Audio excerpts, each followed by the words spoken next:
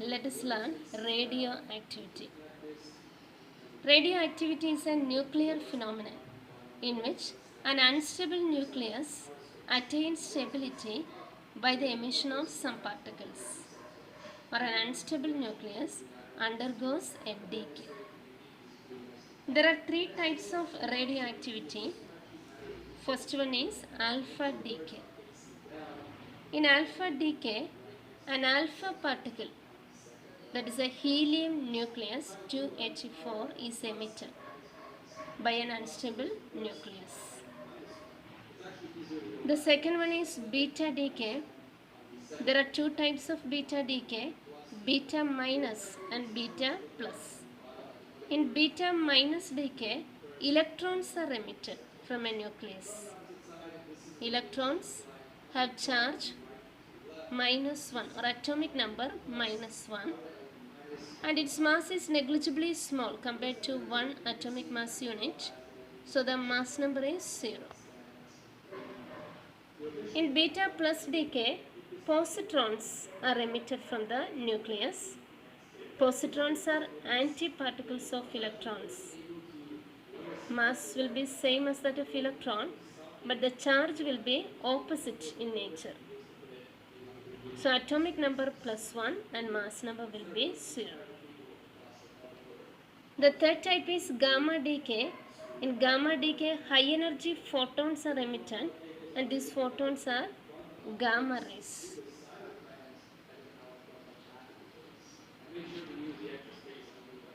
Now let us say alpha decay. So uranium nucleus, uranium-238 is an unstable nucleus. It undergoes alpha decay. It emits an alpha particle, that is 2He4, and the product is thorium. Uranium changes to thorium by the emission of an alpha particle. In this reaction, energy is released, and the energy is represented by Q. Q is known as disintegration energy.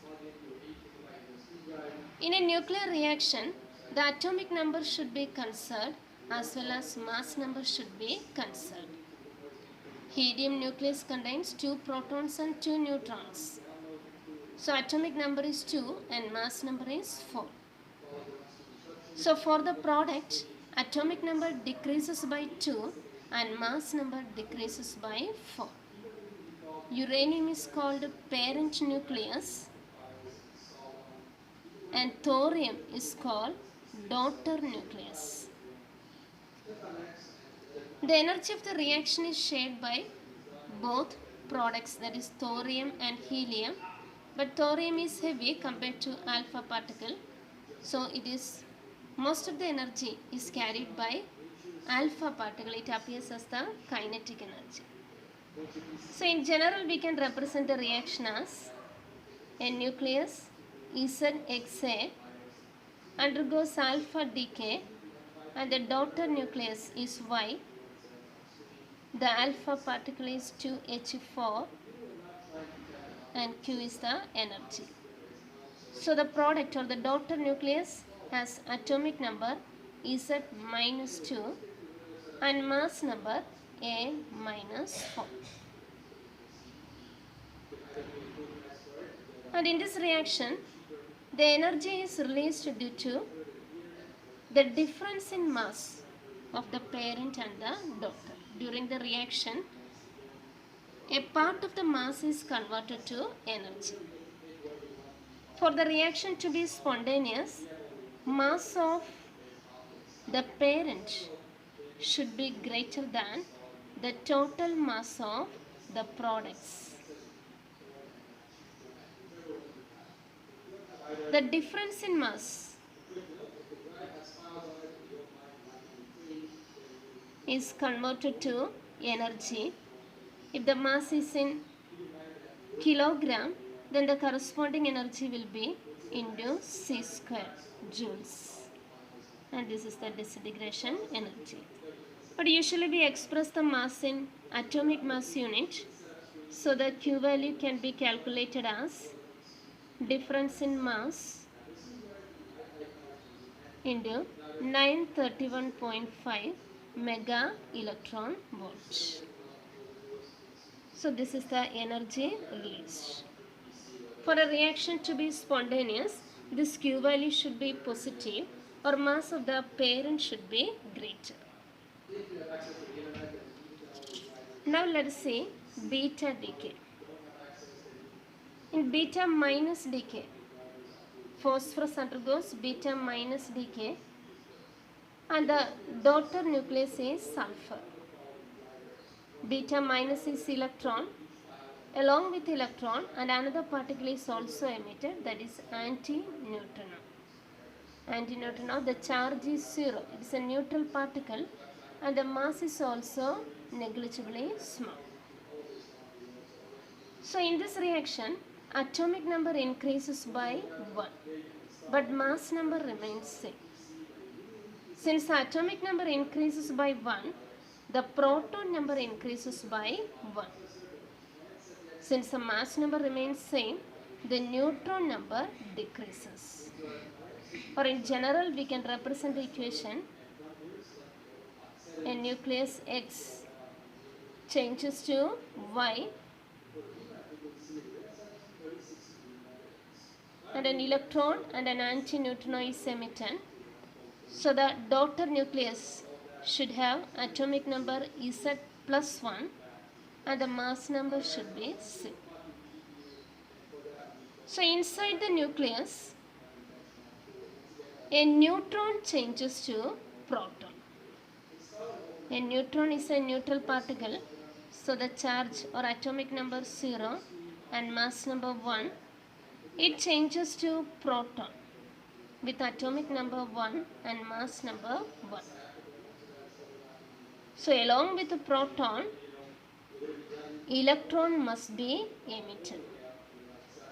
Then only the atomic number is conserved and mass number also conserved. And the proton remains inside the nucleus and the electron is emitted from the nucleus.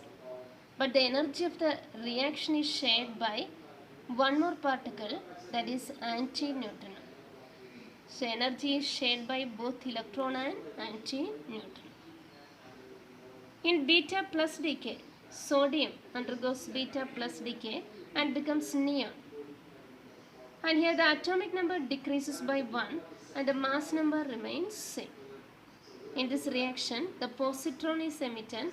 Along with the positron, neutrino is emitted. Neutrino and antineutrino are particles.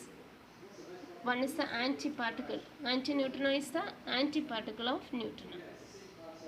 So let us represent the reaction. Xa, it changes to Y along with the positron and neutron. And here the atomic number is Z minus 1 and mass number is C. And here the proton number decreases by 1, but neutron number increases by 1. So the reaction should be a proton changes to a neutron. When a proton changes to a neutron, a positron is also formed. And this positron is emitted from the nucleus and the neutron remains within the nucleus.